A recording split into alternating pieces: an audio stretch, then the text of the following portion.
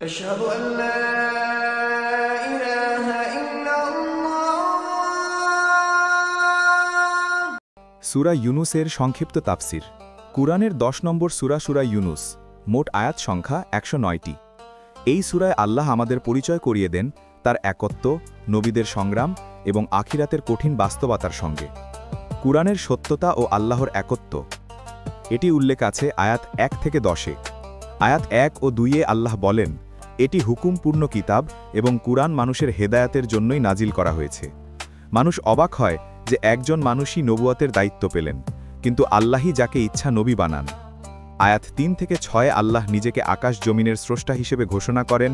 দিন ও রাতের পরিবর্তন, সূর্য চন্দ্রের গতিবিধি সবই তার নিদর্শন। এমন এক মহান স্রষ্টার ইবাদত ছাড়া আর কারো ইবাদত বৈধ নয়। মানুষের কৃতজ্ঞতা অকৃতজ্ঞতার চিত্র। আয়াত 12-তে আল্লাহ বলছেন, মানুষ যখন বিপদে পড়ে তখন আন্তরিকভাবে আল্লাহকে ডাকে, কিন্তু বিপদ চলে গেলে সে আবার আগের জীবনেই ফিরে যায়, যেন কখনো ডাকেনি। যারা সত্য অস্বীকার করে তাদের মনোভাব। আয়াত 15 থেকে 20-এ অবিশ্বাসীরা নবী সাল্লাল্লাহু আলাইহি ওয়াসাল্লামকে চ্যালেঞ্জ ছুড়ে দেয়, তুমি কুরআন বদলে দাও। কিন্তু আল্লাহ বলেন, আমি নিজ ইচ্ছায় তা বদলাতে পারি না। কুরআন আল্লাহর বাক্য, মানুষের নয়।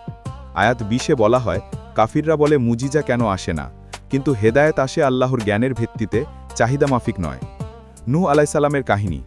আয়াত 71 থেকে 73-এ নূহ আলাইসাল্লামের ঘটনা উল্লেখ করা হয়। তিনি তার জাতিকে তাওহীদের দাওয়াত দেন, কিন্তু তারা অস্বীকার করে। শেষে আল্লাহ মিমিনদের উদ্ধার করেন এবং কাফিরদের ধ্বংস করেন।